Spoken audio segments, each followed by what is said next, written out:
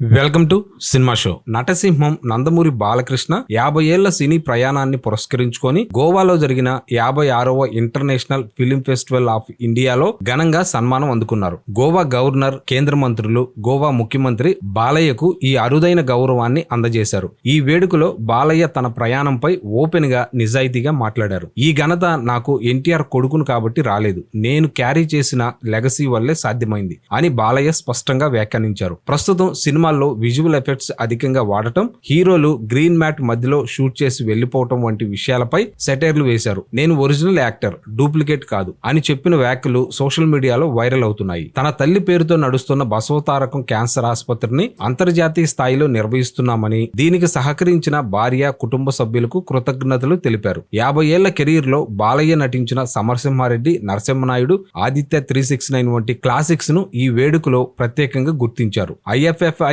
Festival November 28 వరకు కొనసాగుతుంది.